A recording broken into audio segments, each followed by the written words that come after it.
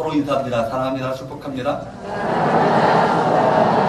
그리고 또 오늘도 열악한 환경 가운데 예배드리고 있는 장호실의 우리 장모님들 위해서 우리 박수 한번 좀 주세요. 여러분, 저기가 가득해야 비전이 있는 겁니다. 아멘. 그죠? 우리 어려운 날에도 사실 잠옷실에 아이들이 떠들고 울고 뭐 불고 하니까요. 예배드릴 수 있는 환경이 아닌데 저 자리를 지키는 거 참 복된 겁니다. 참 용기가 대단한 거. 귀한 믿음입니다. 여러분이나 저나 아무리 길어야 몇십 년 지나지 않으면 여기 있는 청년들도 다 마찬가지예요. 다 저 세상으로 떠나게 될 것입니다. 누구도 예외가 없죠. 그죠? 우리의 생이 다한다면 하나님 앞에서 천국 갈 사람인지 아니면 지옥 갈 사람인지가 결정될 것입니다. 이것을 기억하는 것이 참 지혜예요.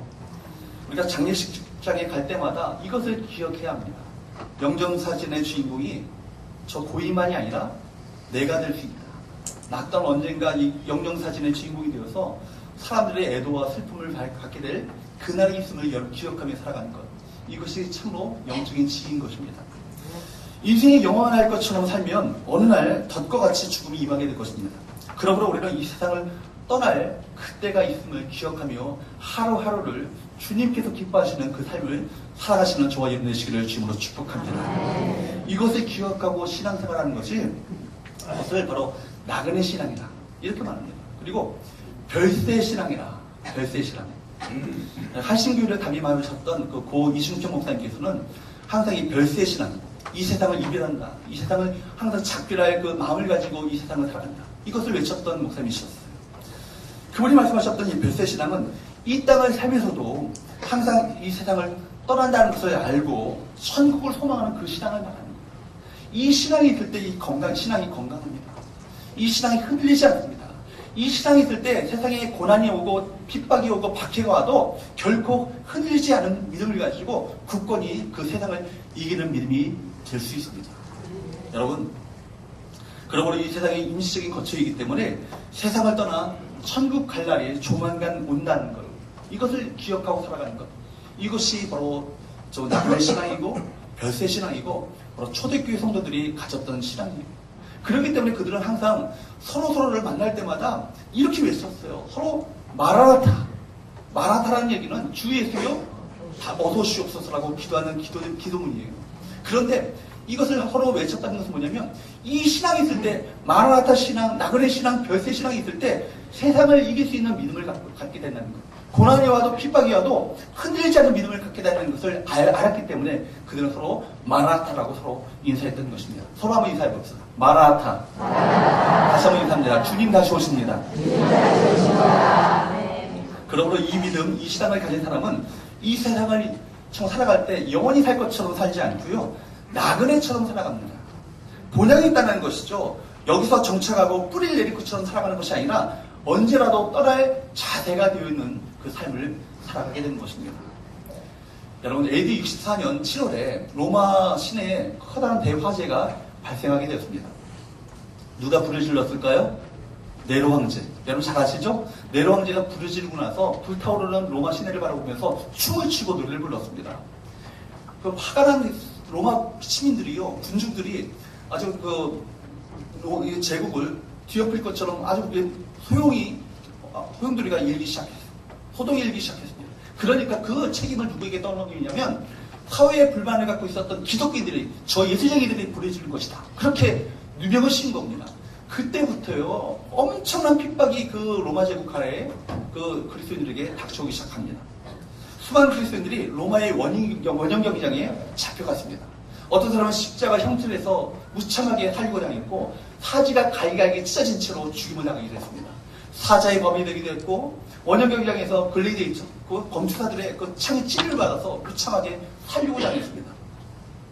그래서 결국 대부분의 그리스도인들이 박해를 피해서 로마를 떠나서 지금의 터키 지방인 소아시아 지방으로 그들이 피난을 떠납니다. 그리고 거기에 소아시아의 바이굴 속에 피신하게 되었습니다. 그들에게는 이제 어떤 소망도 없는 거예요. 언제 그 굴에서 나갈지 모르는 암담한 상황 가운데 그들이 처하게 되었습니다. 그때 예수님의 수제자였던 베드로가 이들에게 고난받고 있었던, 참 고통 가운데 있었던 이 성도들에게 편지를 썼던 내용이 오늘 베드로 전서입니다. 베드로는 이 편지를 쓰고 나서 AD 64년 말경에 순교를 당했다고 하죠. 사실 베드로가 박해를 피해서 로마 시대를 떠나서 로마의 서남부 쪽으로 가고 있었을 때 그때 주님께서 나타나셨다고 합니다. 내가 어디로 가느냐? 바로 주님께서 묻게 됐을 때 주님 구호받으셔서 어디 도민에 주님 어디로 가시나이까? 라고 물었어. 그러니까 주님께서는 말씀하시기를 나는 내가 버리고 가는 이 로마의 영혼들을 위해서 나는 지금 로마로 가고 있다. 이렇게 말씀하시는 거예요. 이 말을 들었던 베드로는 커다란 충격을 받게 되었고 다시 로마로 돌아가서 순교를 당하게 됩니다. 그리고 베드로가 순교하게 될 때 함께 잡혀왔던 아내, 베드로의 아내였던 콩코지아는 베드로를 향해서 이렇게 외쳤습니다. 여보, 주님을 기억하세요. 끝까지 승리하세요. 여러분, 이처럼 길고 긴 고난의 터널이 시작되기 직전에 주님께서 이 베드로를 감동시켜서 이 귀한 메시지를 기록해 하셨습니다. 따라서 이 편지는 이 고난 속에서 우리가 어떻게 믿음을 가지고 이 땅 가운데 어떤 믿음을 가지고 살아야 할 것인가를 귀하게 교훈하는 하나님의 말씀인 것입니다. 오늘 주신 말씀 1절과 2절 한번 보도록 합니다. 1절과 2절 우리 같이 읽습니다. 시작.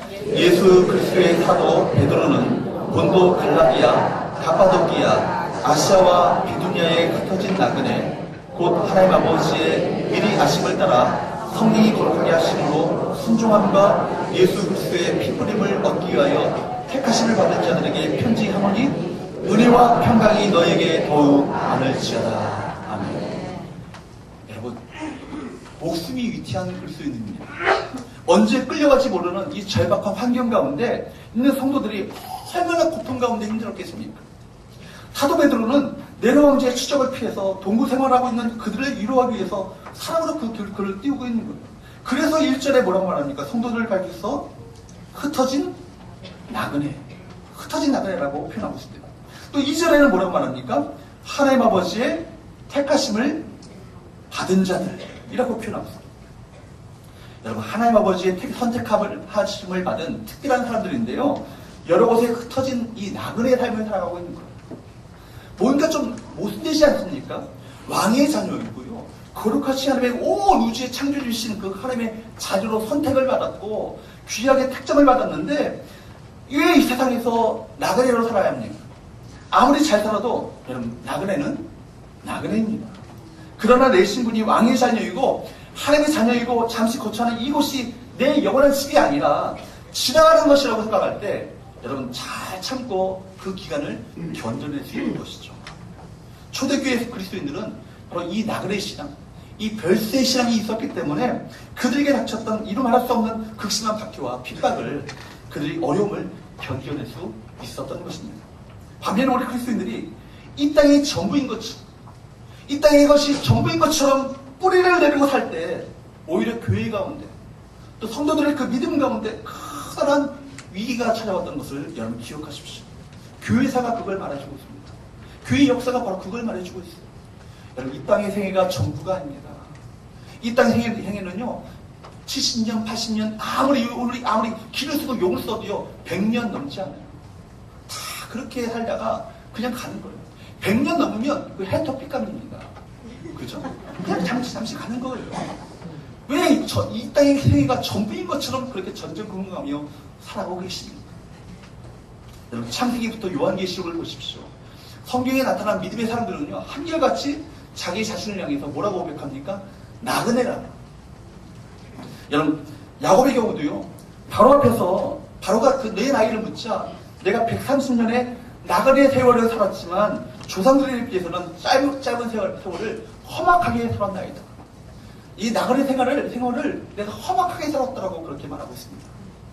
여러분 늘 여행하는 사람이요 많은 짐을 가지고 다니면서 가는 곳곳마다 집을 짓고 살아가는 것 이것은 어리석은 일입니다.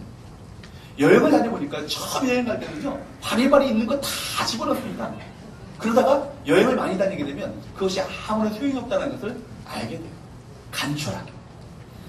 나그네이기 때문에 간단하게 꼭 필요한 것만을 가지고 영원한 본향을 향해서 나가야 하는 삶이 바로 그리스도인의 삶인 것입니다. 이 땅의 사람들이 때로는 이 땅에 사는 사람들이, 세상 사람들이 우리를 때로는 무시하고, 우리가 때로는 억울한 일을 당하지만 그것이 바로 우리가 하나님께 버림받은 사람이기 때문에 당하는 일이 아님을 기억하십시오. 2절 한번 봅니다. 2절 한번 볼까요? 시작. 곧 하나님 아버지의 미리 약속을 따라 성령의 거룩하게 하심으로 순종함과 예수 그리스도의 피부림을 얻기 위하여 택하심을 입은 자들에게 편지하노니 뭐가 더 많으시나? 은혜와 평강이 너희에게 더욱 많으시죠. 이 땅에서 살면서요, 우리가 예수 잘 믿고 성령 충만하게 살았다고 세상이 우리를 향해서 박수를 쳐주지 않지만 우리를 알아주시는 누가 계세요? 하나님이 계세요. 아멘? 여러분, 우리가 이 세상에서 나그네 있지만 우리는 하나님 앞에서 선택받은 백성입니다. 선택받은 존귀한 자녀예요. 이것을 기억하게 될 때 우리 안에 구원의 감격이 있어요. 우리 안에 은혜가 있어요. 그리고 세상이 감당할 수 없는, 세상이 줄 수 없는 참된 평강이 우리 가운데 넘쳐나게 되는 것입니다.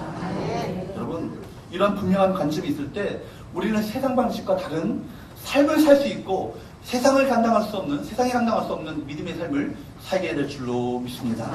오늘 저는 여러분에게 세 가지를 여러분에게 말씀드리고자 합니다. 나그네 삶이 그렇다면 나그네 신앙이 과연 어떤 삶인가? 나그네 삶을 살아가는 바로 그리스도인들은 과연 어떤 삶을 살아가야 될 것인가? 첫 번째 한번 따라해봅시다. 산소망으로 찬송하는 삶을 산다. 어떤 삶을 산다고요?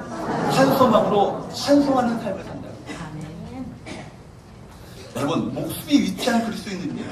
언제 끌려갈지 모르는 그 절박한 환경 가운데 있는 거예요. 얼마나 고통 가운데 있었겠습니까? 우리가 아무리 힘들고 어렵다 말해도 이들의 고통과 이들의 어려움에는 비교할 수 없는 거예요. 바로 사도 베드로는 네로 황제의 추적을 피해 이 좀 카타콤, 이 동굴 속에서 피난하고 있는 이 그리스도인들에게 사랑으로 이 글을 띄우고 있습니다. 본문 3절은 어떻게 시작합니까? 3절 한번 읽어보도록 할까요? 시작. 우리 주 예수 그리스도의 아버지 하나님을 찬송하리로다. 여기까지. 아멘. 우리 주 예수 그리스도의 아버지 하나님을 뭐하리로? 찬송하리로다. 찬송하리로다. 그들에게 찬양이 나올 상황입니다. 그들에게 하나님의 어떤 놀라운 역사가 더 일어나는 것입니까?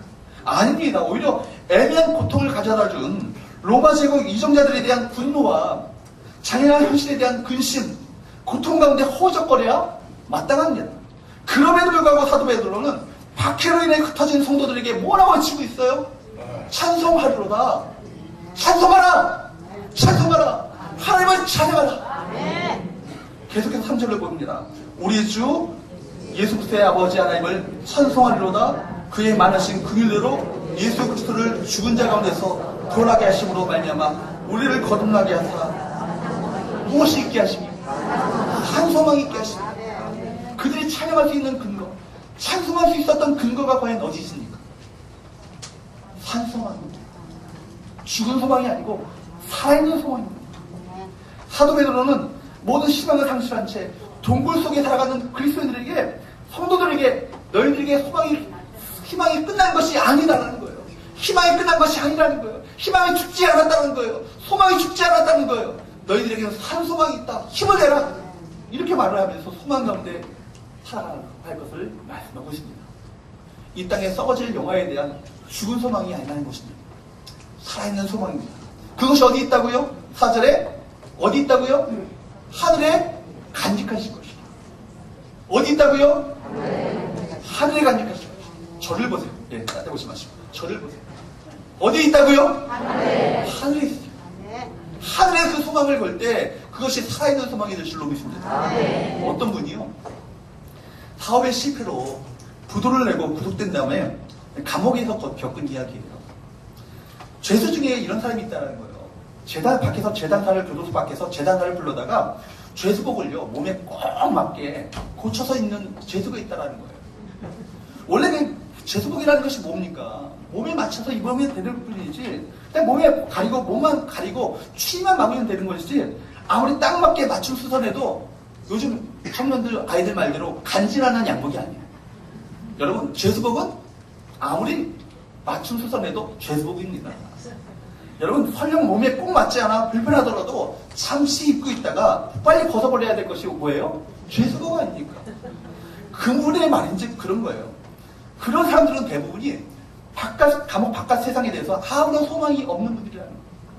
그러니까 감옥 안에 있는 제수복이라도 좀 간지나게, 좀 멋쟁이로 입고 싶은 그런 욕망으로 제자사를 불러다가 고치는 거예요. 그들에게 중요한 것은 오로지 현재 이 감옥 안에 있는 것인 거예요. 그러나 여러분, 감옥에 곧 나갈 사람들, 감옥 밖에 소망을 둔 죄수들은 현재 자신이 입고 있는 죄수복이 크든 작든 이것이 아무런 불평거리가 되지 않는 거예요. 여러분, 천국은 미래입니다.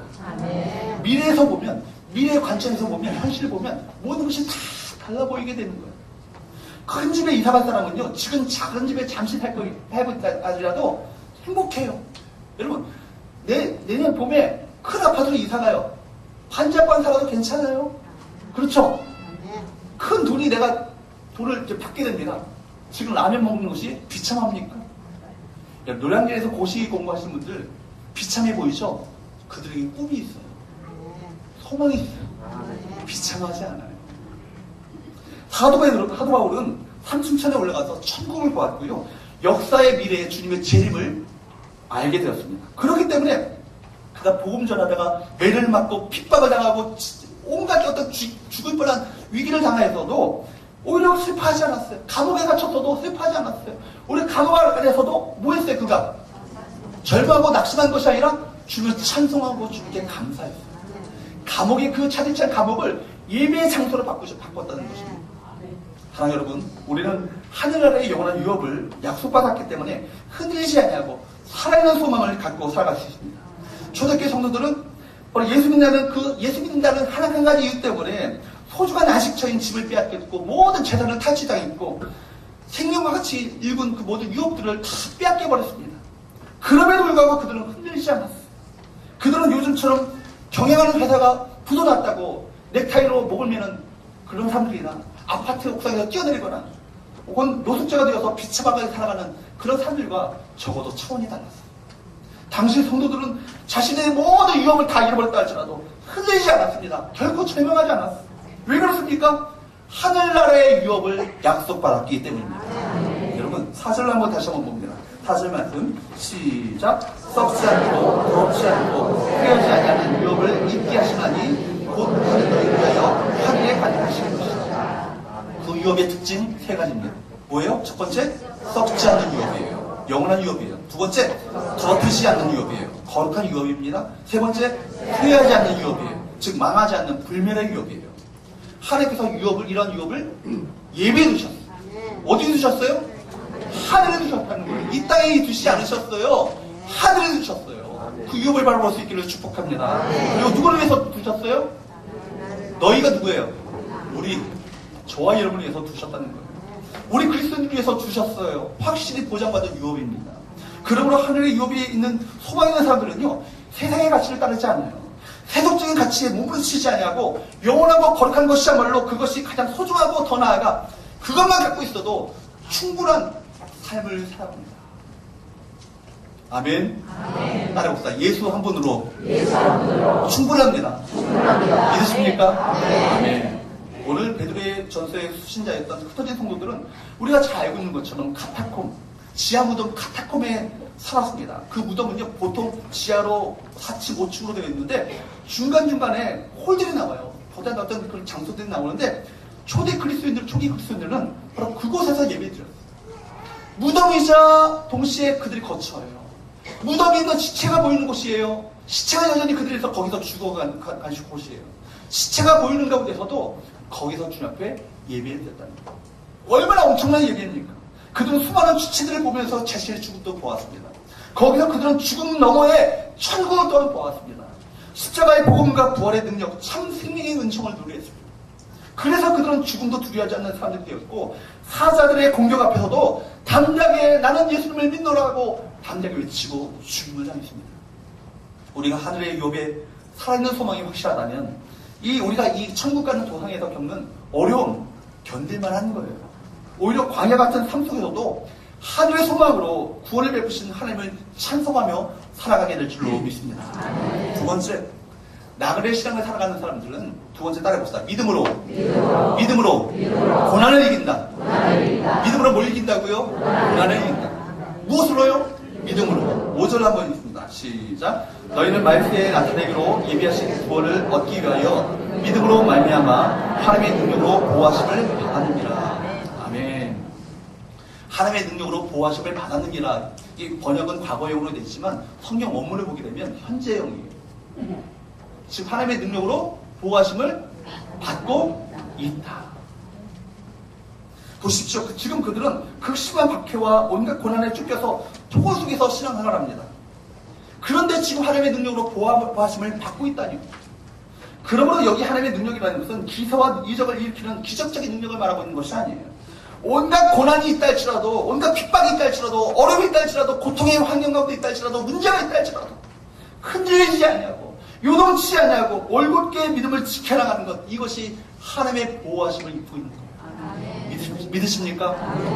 여러분, 성도들에게 주어진 궁극적인 소망은요, 천국 소망이에요.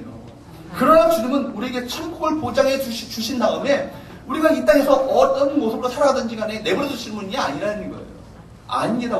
그분은 우리에게 선물로 주신 이 구원이 흔들리지 않도록, 지켜지도록 우리의 믿음과 구원을 하나님의 능력으로 보호하시겠다는 거예요. 제가 장례식에 지난주에 갔는데 그 장례를 진리하시는 목사님이 참 은혜롭게 진행을 잘하셨죠. 그런데 한 가지 좀 감리교 목사님이라서 그런지 좀 약간 저희가 불편함이 느껴지게끔 기도를 하시더라고요. 주님, 우리 집사님을 천국에 잘 들어갈 수 있도록 도와주옵소서. 천국에 잘 들어가시도록 도와주십시오. 이렇게 기도하는 거예요. 제가 그 기도문을 들으면서 말 자체는 참 유족들에게 참 은혜가 되어지고 거기 참석한 분들에게 말 자체는 표현 자체가 참 은혜가 되어지는 표현일지 모르지만 신학적으로 좀 문제가 있어요. 우리가 죽음이 닥쳤어. 영과 육이 분리가 되어서 그 순간 그 영혼은 바로 어디에 들어갑니까? 천국에 이미 들어갑니다.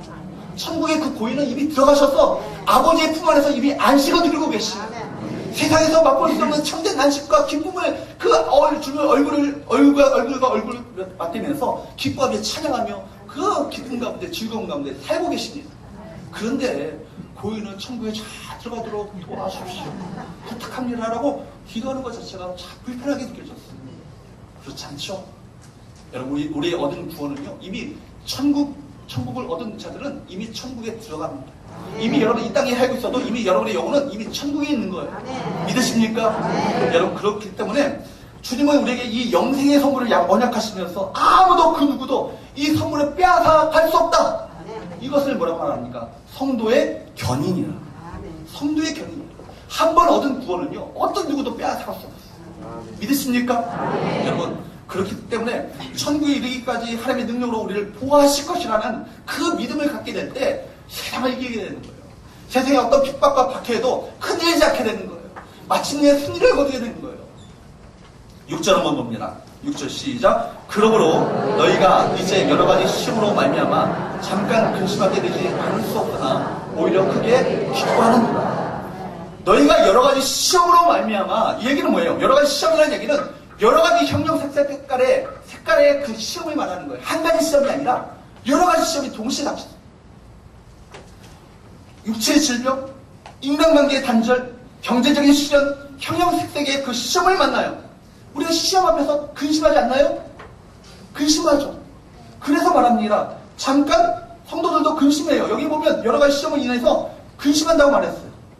그러나 믿음의 사람들이라면 그 시험을 극복할 줄 알아야 돼요. 그래서 그 다음에 뭐라고 합니까? 잠깐 근심하게 되지 않을 수 없으나. 근심하지만 얼마만큼 근심해요? 죽을 때까지 근심해요? 잠깐 근심. 잠깐 근심하기 바랍니다.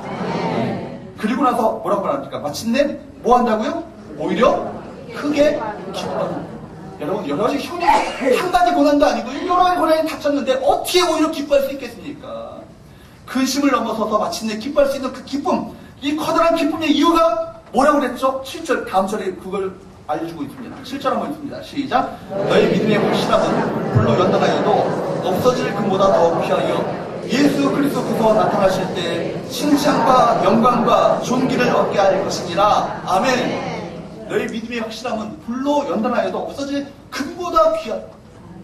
순금, 정금을 뽑아내기 위해서는요, 불로 연단해야 돼요. 재련을 해야 돼요.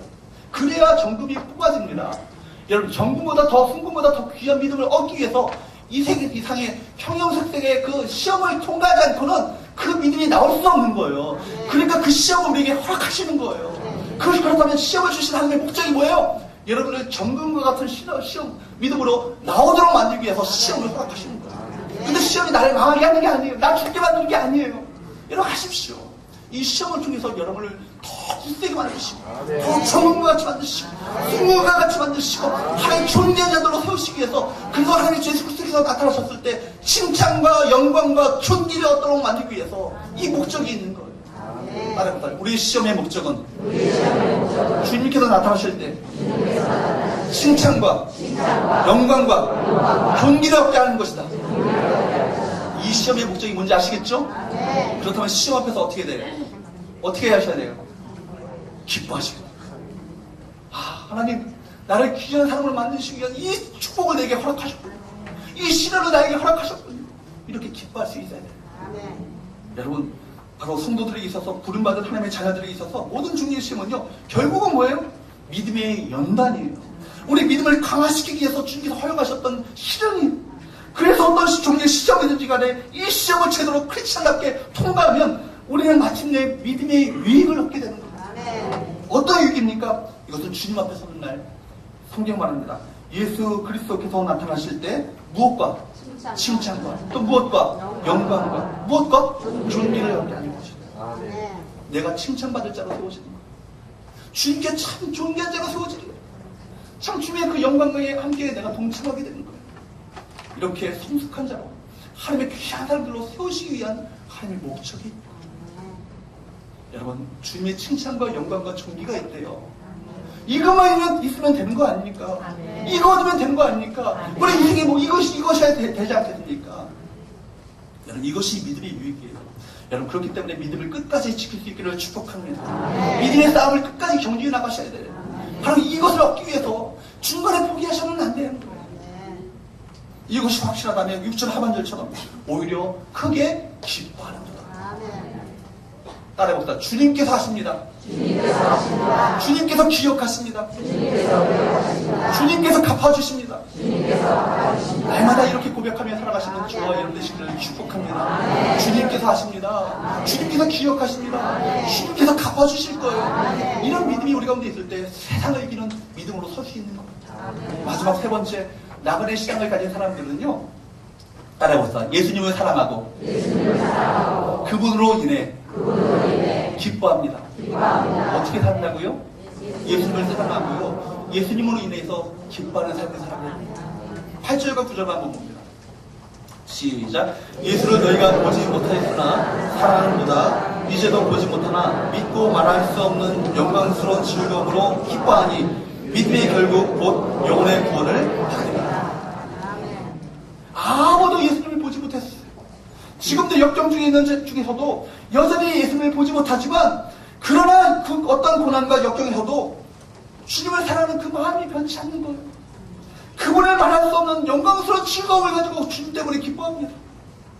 그 이유는 그분께서 나를 위해 하신 일을 내가 알기 때문에, 내가 주님께 내가 원수된 자였잖아요. 주님의 그 철천지 원수였잖아요. 그런데 원수된 나를 위해서 당신의 독생자 예수님을 아낌없이 내어주시면서 아버지 나의 하나님 어찌가 나를 버리셨습니까? 라고 외칠 때 그 주님의 죽으심을 외면하셨어요. 고개를 찾아볼 수 없어서 고개를 돌리셨어요. 그렇게까지 구원하시기 원하셨던 하나님의 그 사랑이, 그 은혜가 바로 나를 향해 있다는 거예요.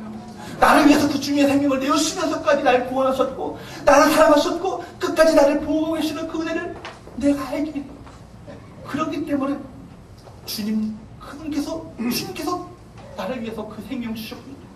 주님께서 그 사랑을 베푸셨군요. 주님께서 그 모든 것을 나를 위해서 아낌없이 내어주셨군요. 바로 원수된 나를 위해서. 이 사실을 알기 때문에 주님을 사랑하게 되는 겁니다. 우리를 자신의 모든 것을 내어주시면서까지 우리를 사랑하셔서 우리를 마침내 구원하신 하나님의 구원의 역사를 알기 때문에 우리가 주님을 사랑하게 됩니다. 여러분, 나는 아무런 조건도 갖추지 않았는데 주님께서 먼저 나를 찾아오셨고 나를 선택하셨고 나를 사랑해 주셨어요. 그 사랑이 누가 먼저 시작한 거예요? 내가 먼저 시작한 것이 아니에요. 주님이 나를 먼저 사랑하신 거예요. 주님이 먼저 시작하신 사랑이에요. 예수님의 십자가를 위해서 절규하시면서 바로 그 말씀하십니다. 나의 하나님 어찌하여 나를 버리셨나이까.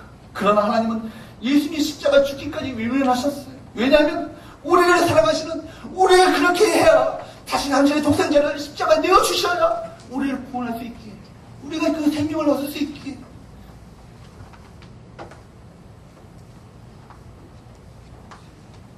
영원히 죄악 가운데 있었던 우리를 위해서, 우리 생각지를 않았는데 하나님은 우리를 위해서 이러한 사랑을 베풀어 주신 것입니다. 이 사랑을 깨닫는 사람들만이 믿음을 가질 수 있습니다. 주님을 위해서라면 이제 얼마든지 우리가 가장 소중한 것까지도 희생할 수 있는 거예요. 이 사랑을 알기. 그것이 사랑입니다. 주님을 위해서 목숨까지도 내어놓는 것을 순교라고 합니다. 초대교회 성도들은요, 이 순교의 죽음을 두려워하지 않았어요. 그래서 증인이라는 말, 마터라는 말 자체는 순교자라는 뜻이에요. 예수 그리스도의 증인이 된다는 얘기는 예수 그리스도를 위해서 내가 생명을 내어준다는 거예요. 그런 삶을 기꺼이 살기를 기뻐했던 삶이 바로 초대교회 성도들이었습니다. 여러분, 이 편지를 받고 있는 사람들도 역시 이러한 사랑 때문에 자신의 모든 것을 다 포기하고 모든 것을 다 내던지고 주님만을 섬기기 위해서 아시아로 흩어지는 사람들입니다. 믿음의 본질이 무엇입니까? 그것은 한 번도 보지 못했고 여전히 지금도 보지 못하지만 그러나 보이지 않는 주님을 기뻐하는 것입니다. 주님을 사랑하는 거예요. 주님을 사랑하고 주님을 위해서 기뻐하고 즐거워하는 거예요. 그리고 그 주님 때문에 내 인생의 의미가 발견되어지는 것, 이것이 믿음이에요. 그 주님이 나를 사랑하셨기에 우리도 다른 사람을 그 사랑을 가지고 사랑할 수 있는 거예요. 다른 사람을 불쌍히 여기며 용서할 수 있고 사랑할 수 있어요. 초대교회 성도들이 로마 제국의 그 자기를 핍박하는 사람들을 얼마나 마음 가운데 증오심을 갖고 복순심의 일을 갈 수 있었겠습니까? 그러나 그런 일들을 다 포기했어요. 왜냐하면 하나님의 원수된 나를 향해서 주님께서 베푸셨던 그 사랑이 뭔지를 알았기 때문에. 원수 갚는 것이 내게 있지 않고 하나님께 오히려 그 사람을 위해서 오히려 용서하고 불쌍히 여기며 그를 위해서 기도하는 것. 여러분, 그것은 세상 사람들이 이해할 수 없는 사랑이었어요. 세상 사람들이 도저히 이해가 되지 않는 사랑이었어요. 그 사랑에 감동되기 시작합니다. 그래서 어떤 캠페인을 벌이고 운동을 벌이고 전도운동을 벌여서 로마 제국의 그 많은 성도들이 교회 안에 들어오는 것이 아니라 그 사랑에 원수까지도 사랑하고 원수까지도 위해서 기도하며 원수까지도 불쌍하게 여기는 그 믿음, 그 사랑, 거기에 감동되어서 교회 안에 한 명 한 명 들어와서 결국 로마 제국의 기독교 앞에 무너지지 않습니까? 그래서 예수님은 우리에게 말씀하셨습니다. 요한복음 13장 34절 35절에 새 계명을 너에게 주노니 서로 사랑하라. 내가 너희를 사랑한 것 같이. 내가 너희를 어떻게 사랑했어? 어떻게 사랑하셨어? 목숨 내주시면서 사랑하셨지. 내가 너희를 사랑하는 것 같이 너희도 서로 이렇게 사랑하라. 목숨을 내어주면서까지, 희생하면서 목숨을 내어주면서까지 사랑하라. 너희도 서로 사랑하면 이로써 모든 사람이 너희가 내 제자인 줄 알리라. 우리 서원교회 성도들이 서로 사랑하게 될 때 믿지 않는 사람들이요, 우리 서원교회 성도를 통해서 우리가 정말 이 사람들은 참 예수 믿는 사람들이다, 정말 예수님 닮은 자들이다라고 그들 통해서 고백되어집니다. 이 사랑의 초대교회 로마 제국의 사람들이 감동을 받는 거예요. 여러분, 오늘날 왜 교회가 욕을 먹습니까? 왜 믿는 사람들로부터 왜 짓밟힘을 당합니까? 다른 데 있지 않고 교회 분열해 있는 거예요. 교회 분열할 때 목사, 장로, 집사, 권사 서로 멱살 잡고 싸우는 그 통을 보면서 예수 믿는 것들 다 똑같다, 믿지 않는 자들 중에서 그렇게 말하고 있지 않습니까? 우리가 하나 되어야 합니다. 서로 사랑해야 합니다. 서로 용서해야 합니다. 서로 위해서 기도해야 합니다. 그래야 믿지 않는 자들 중에서 우리가 정말 주님의 제자인 것을 그들이 깨닫게 되어지는 거예요. 아멘입니까? 아멘. 또 요한일서 3장 16절에 그가 우리를 위하여 목숨을 버리셨으니 우리가 이로써 사랑을 알고 우리도 형제들을 위하여 목숨을 버리는 것이 마땅하니라. 우리 다른 형제를 위해서, 다른 자매를 위해서 목숨을 버리는 것이 마땅하다고. 그것이 예수님의 사랑을 경험한 자들의 마땅한 삶이다. 여러분, 이것이 진짜 믿음이에요. 이게 정말 예수님 진짜 맞는 사람들의 삶입니다. 이것이 십자가의 사랑과 은혜를 체험한 자들의 삶인 거예요. 천국에 대한 믿음, 나그네 신앙, 주님을 사랑하는 그 사랑이 우리 안에 있으면 죽음도 두렵지 않습니다. 죄는 다시 돌아보기도 싫습니다. 이중적인 태도를 버리게 되어지고 나눠주고 섬기고 희생하며 사랑하는 그 일에 힘쓰게 됩니다.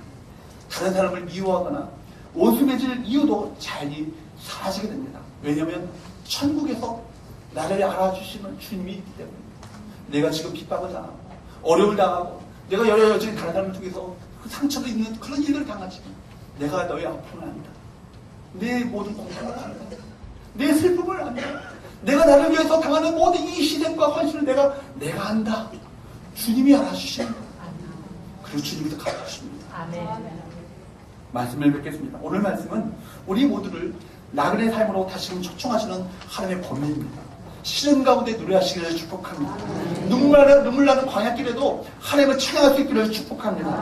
하늘에 산 소망이 있기 때문입니다. 약속된 소망이 있기 때문입니다. 믿음을 지키고 마침내 주님 앞에 섰을 때 주님의 인정과 칭찬이 있기 때문입니다. 또한 십자가에서 내게 베푸시는 예수님의 사랑을 알고 십자가의 그 사랑이 여러분을 다시금 주님을 마음을 다해서 사랑하는 그 자리로 이끌 수 있기를 주님으로